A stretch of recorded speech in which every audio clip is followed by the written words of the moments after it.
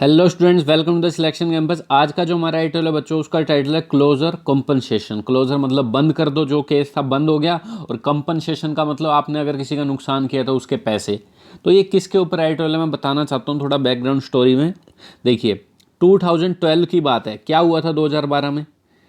देखो 2012 में क्या कहते हैं, एक शिप आ रहा था सिंगापुर से, इजिप्ट की तरफ जा रहा था, ठीक है। और वो तेल का बहुत बड़ा टैंकर था, मतलब कुछ बिजनेसमैन या प्राइवेट शिप कह लो। उसमें थे इटली के दो सोल्जर्स, इटली के थे वो मेनली, ठीक है। मरीन सोल्जर जिन्हें कहते हैं, जो लैंड और सी पे दोनों पे लड़ने की जिनको ट्रेनिंग दी जाती है।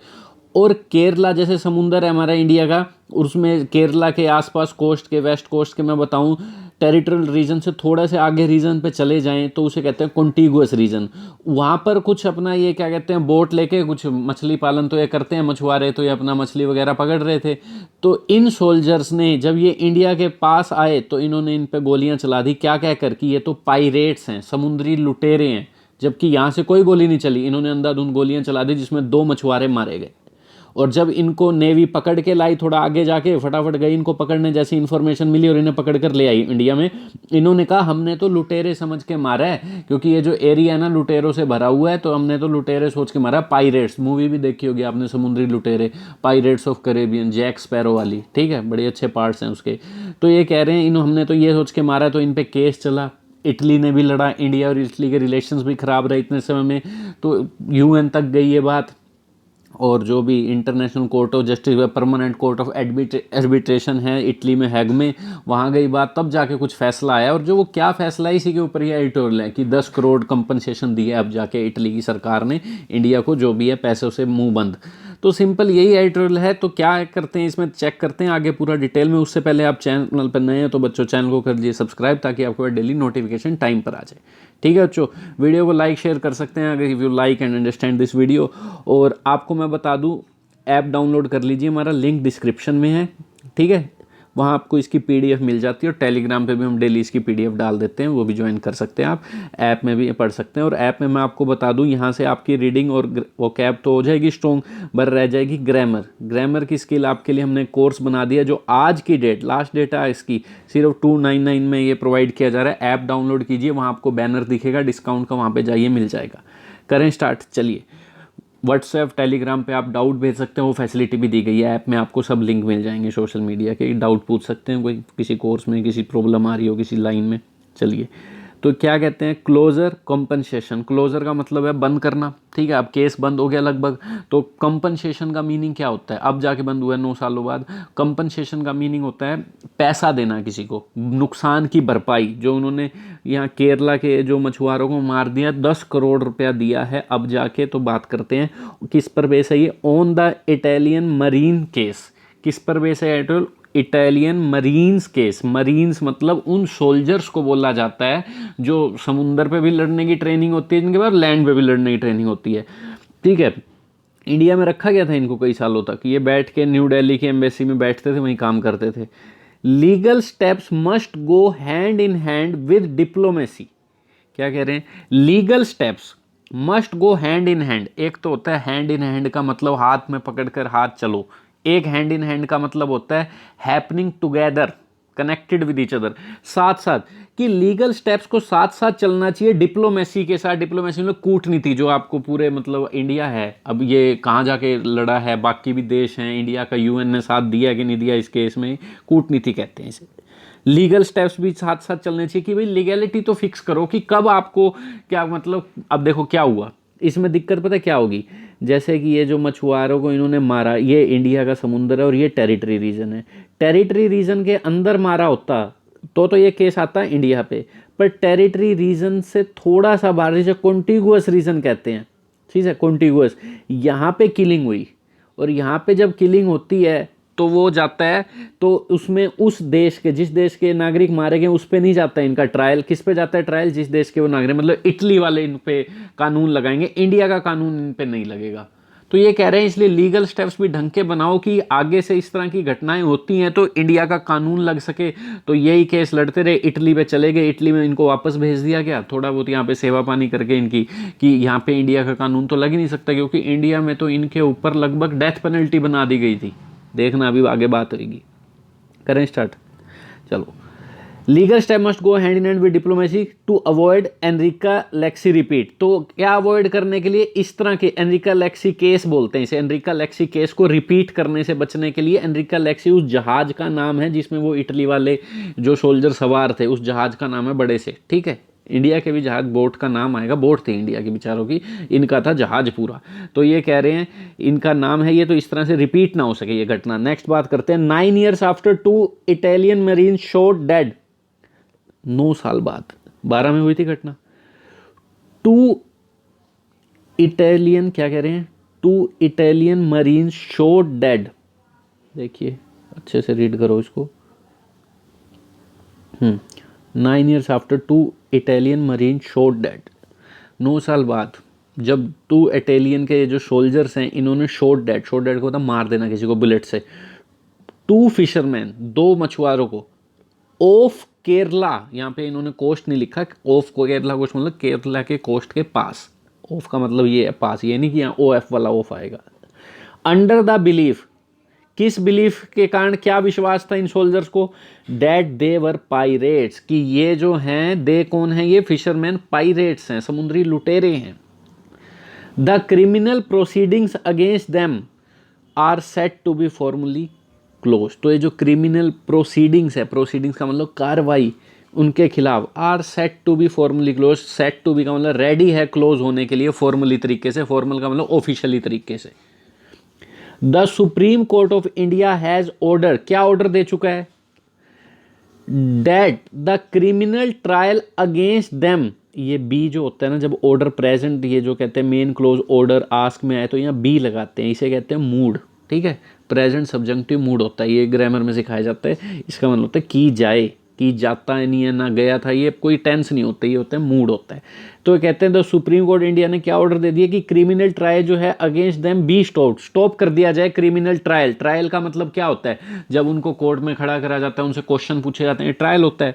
तो इन पर ट्रायल जो है इनके खिलाफ बंद कर दिया जाए। आफ्टर, कब, Italy deposit compensation of 10 crore, जब इटली ने पैसे दे दिए, चलो भाई 10 करोड़ होते ही क्या हैं, तो जब 10 करोड़ दे दिए तो इन्होंने कहा स्टॉप कर दो। The permanent court of arbitration, ये कहाँ पर है, देखो एक तो है इंटरनेशनल कोर्ट ऑफ जस्टिस, उसी बिल्डिंग में है ये, हैग, HAGUE, हैग है ना ये, नीदरलैंड में, ठीक है।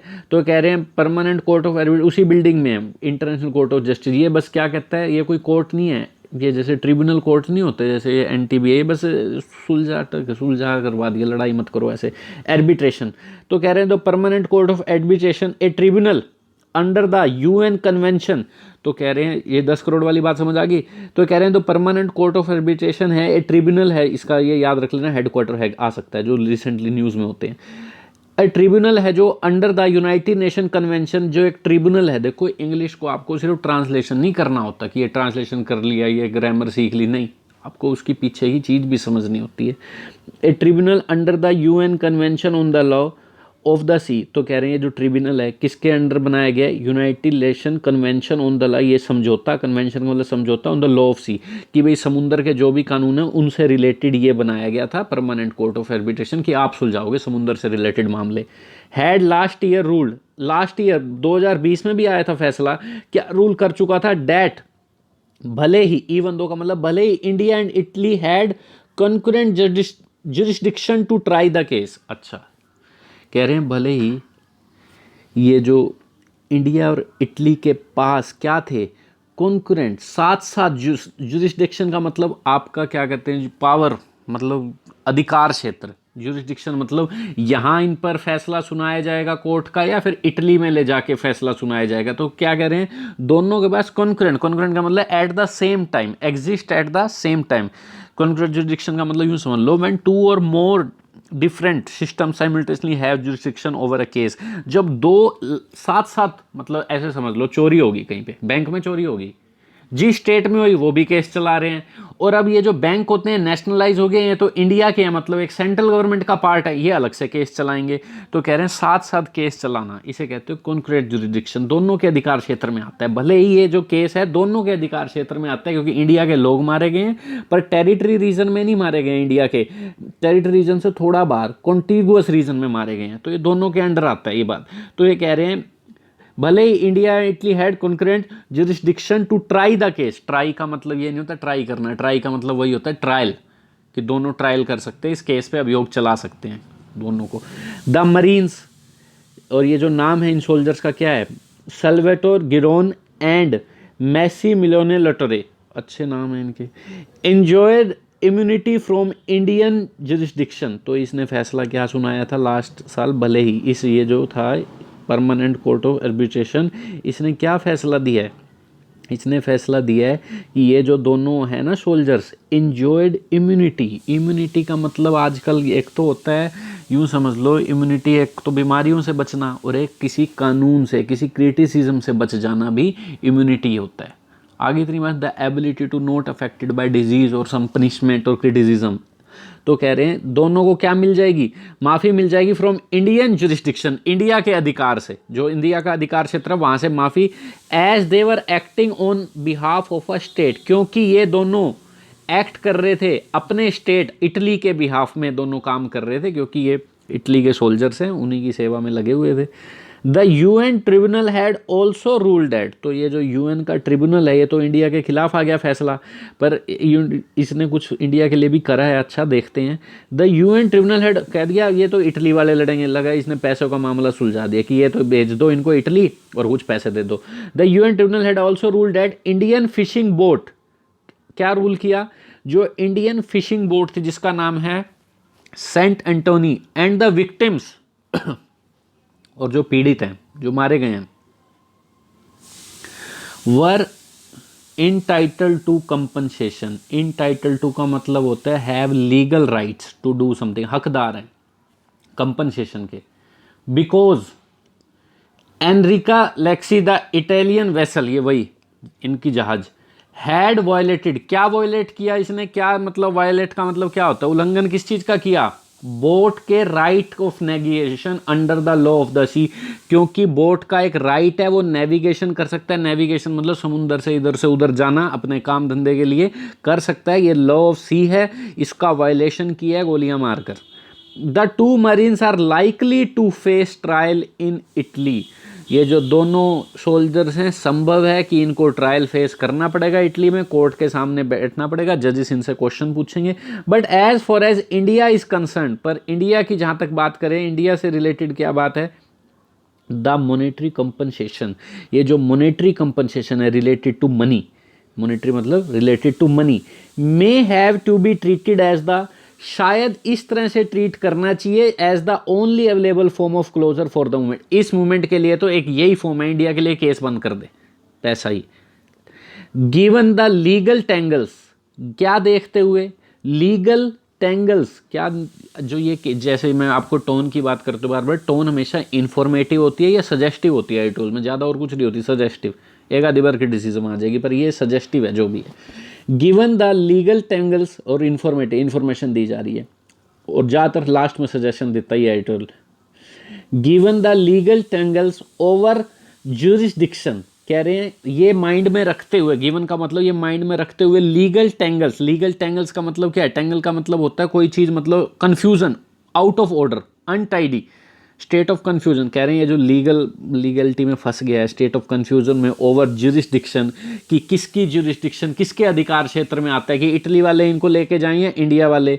द लॉफुलनेस ऑफ देयर अरेस्ट, और जो इनको अरेस्ट किया है इसमें ये कानून वगैरह का सब पालन किया गया है कि नहीं। And the location of their trial, और इनकी ट्रायल कहाँ होगा, लोकेशन इटली में होगा या इंडिया में होगा। As well as the provision of law under which they should be tried, और लॉ के रूल्स क्या हैं, प्रोविजन का मतलब प्रावधान, रूल, किन रूल के तहत, what which under which they should be tried, किन रूल के तहत इन पे ट्रायल लगाया जाएगा, ट्राइड का मतलब वही है ट्रायल, इनसे क्वेश्चन पूछे जाएंगे कौन से रूल्स के तहत। तो ये कह रहे हैं ये जो लीगल टेंगल्स में फंस गया ये सारी कहानियां over. Legal accountability through a criminal trial, और ये जो लीगलिटी की जवाबदेही है थ्रू ए क्रिमिनल ट्रायल, जो इन पे क्रिमिनल ट्रायल लगाया जाएगा, ठीक है, उसके बाद क्या जवाबदेही तहत होती है कि क्या जवाब आगे से ऐसा होगा या नहीं होगा, कौन है जिम्मेदार। Had been rendered extremely difficult, had been rendered क्या बन चुकी है, एक्सट्रीमली डिफिकल्ट बन चुकी है। रेंडर का मतलब होता है कोई चीज़ बना देना, जैसे मैं बोलूँ ही रेंडर्ड मी फुलिश, मुझे मूर्ख बना दिया। ही रेंडर्ड मी स्पीचलेस, मुझे बिल्कुल ही स्पीचलेस कर दिया। तो इस चीज़ को डिफिकल्ट बना चुकी है, ठीक है। हैड बीन रेंडर्ड, ये सारी बातें, ये जो लीगल टेंगल्स हैं, ये जितनी भी बातें legal tangles, had been rendered extremely difficult, ये बन चुके हैं। आगे बात समझ। द लीगल एयर्स, उत्तराधिकारी जिनको पैसे मिलेंगे, एयर का मतलब वो होता है the person who will legally receive money, property, anything from another person. The legal heirs of the two victims are likely to get 4 crore each and the owner of the fishing vessel 2 crore. कह रहे हैं जो legal, जो उत्तराधिकारी हैं, जो पीड़ित हैं, उनके जो पीड़ित के उत्तराधिकारी हैं, जो उनके और जो होंगे दोस्त, माँ बाप, उनको मिलेंगे 4-4 करोड़। और जो उस फिशिंग वेसल का ओनर था, मतलब उन पर गोलियां चली तो वो खराब भी हुई होगी जहाज, बेचारा डर भी क्या होगा, 2 करोड़ उसको मिलेंगे, ठीक है। नेक्स्ट क्या कह रहे हैं, इन हाइंडसाइट, हाइंडसाइट का मतलब क्या होता है, हाइंडसाइट जब भी कुछ पास्ट में ऐसा हुआ हो, आप पास्ट को एनालाइज कर रहे हो और आज खड़े होके आप कह रहे हो, जो आपके पास आज नॉलेज है उसके बेस पे पास्ट को एनालाइज करना कहते हैं हाइंडसाइट। जैसे मैं कहूँ, in hindsight I can see now having my wife as my nominee, having my wife as my nominee, यूँ समझ लो वाज अनवाइज, कि जैसे मैं इन हाइंडसाइट में देखूं कि आज मैं देख पा रहा हूँ अभी कि मैंने अपनी वाइफ को जो नॉमिनी बना दिया ना, ये मेरी बड़ी गलती थी, क्योंकि आज मुझे कुछ पता लग रहा है। तो पास्ट की बातों को देख के आज रिलेट करना, समझ गए। तो नेक्स्ट क्या है, इन हाइंडसाइट अगर बात करें एनालाइज करके पिछली बातों को, आज the diplomatic turbulence the incident set of, कह रहे हैं जो डिप्लोमेटिक टर्बुलेंस, ये जो कूटनीतिक टर्बुलेंस, टर्बुलेंस का मतलब state of confusion, lack of order, खींचातानी, ठीक है। ये जो भी खींचातानी हुई है, डिप्लोमेटिक टर्बुलेंस का मतलब समझ गए, state of confusion and lack of order. तो कह रहे हैं जो भी राजनीतिक टर्बुलेंस हुआ है, द डिप्लोमेटिक टर्बुलेंस, ये जो कूटनीतिक इधर से उधर मामला जा रहा है, the incident set of, incident set of what, diplomatic turbulence, इसका ऑब्जेक्ट ये है, ठीक है।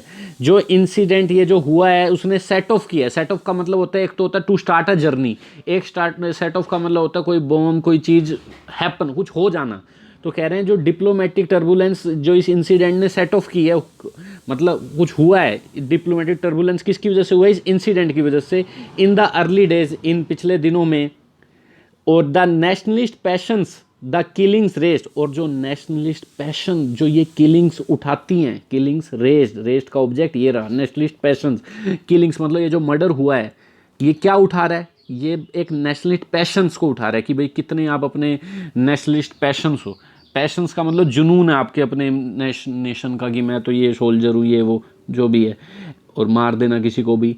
And much of the delay, and much of the delay in resolving, national patience का मतलब यही है, वो इटली वाले कह रहे हैं ये हमारा सोल्जर है, वो है, सही गलत कोई देख नहीं रहा, और ये कह रहे हैं in much of the delay in resolving the issue, और ये जो डिले हुआ रिजॉल्व का इशू करने में, could all have been avoided, ये सब अवॉइड किया जा सकता था इन हाइंडसाइट। बस ये कह रहे हैं पुरानी बातों को देख के आज जो हमें नॉलेज आई है उसके कारण ये रिजॉल्व किया जा सकता था। A possible way out was to have, एक पॉसिबल वे तो क्या निकल के आता था, was to have agreed to Italy's offer, क्या था कि हम हो जाएं, क्या हो जाएं, वाज टू हैव एग्रीड हो जाएं इटली के ऑफर से, जो कंपनसेशन है, and A trial in its own jurisdiction, कि ये जो इटली का ऑफर था कि हम कुछ कंपनसेशन दे देंगे और जो ट्रायल है वो हमारे अधिकार क्षेत्र में आ जाए, मान लेना चाहिए था, क्यों खींचातानी की रिलेशन खराब किए पॉलिटिकली इकोनॉमिकली, ठीक है। The same thing, the very thing यहाँ पे एडजेक्टिव है, एक तो वेरी होता है बहुत ज़्यादा, वेरी गुड, एक होता है वेरी सेम, यहाँ पे एडजेक्टिव है। The same thing that came out of the UN tribunals ruling, तो सेम थिंग ही तो निकल के आई यूएन के ट्रिब्यूनल के रूलिंग से, सेम चीज़ वही हुई, क्या दिया उसने रूल, यही दिया, पैसे दे दो और केस वहीं इटली में ट्रांसफ़र कर दो। At that time many in India believed, उस टाइम पे बहुत से लोग इंडिया में बिलीव करते थे क्या, it was an act of wanton killing, wanton का मतलब होता है done in order to harm someone, intentionally killing है भाई ये तो। While those in Italy believe the fears of piracy were genuine, तो कह रहे हैं जो इटली में बिलीव करते थे वो यही करते थे कि ये जो इनका डर है पायरेसी का जेन्युइन था, ठीक है, fears were. India's effort to assert criminal jurisdiction, India's के एफर्ट टू असर्ट, असर्ट का मतलब क्या होता है, असर्ट का मतलब टू से समथिंग या do something clearly firmly determined way में कि करवा के ही रहूँगा। तो ये जो इंडिया के एफर्ट है कि क्रिमिनल जुरिडिक्शन मतलब क्या, टू असर्ट मतलब इनको किस अधिकार क्षेत्र में ले आएँ, क्रिमिनल की कैटेगरी में ले आएँ।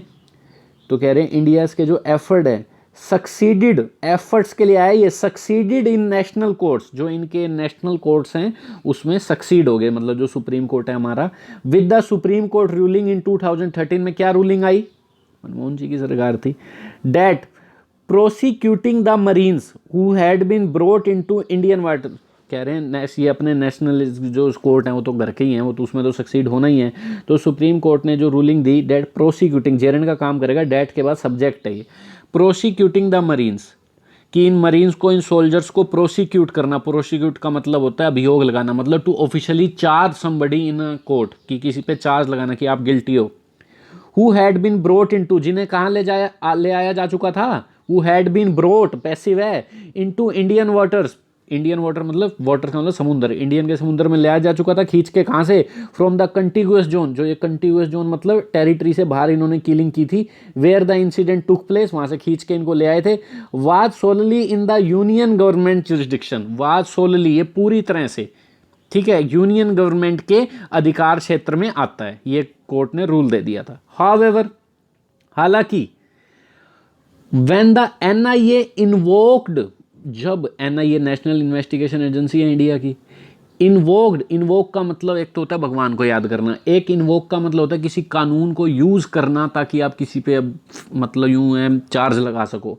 एनआईए ने किसका इन्वोक किया, एक स्ट्रिंजेंट एंटी पायरेसी लॉ का, स्ट्रिंजेंट मतलब कठोर, एक एंटी पायरेसी लॉ जो क्या है, the suppression of unlawful acts, जो दबाना चाहता है, खत्म करना चाहता है अनलॉफुल एक्ट्स को, अगेंस्ट, किसके अगेंस्ट बनाया गया, सेफ्टी, जो ये एक्ट किए जाते हैं, सॉरी एक्ट किए जाते हैं किसके अगेंस्ट, सेफ्टी ऑफ मरी time navigation and fix platforms on continental self act 2002 में बनाया गया था।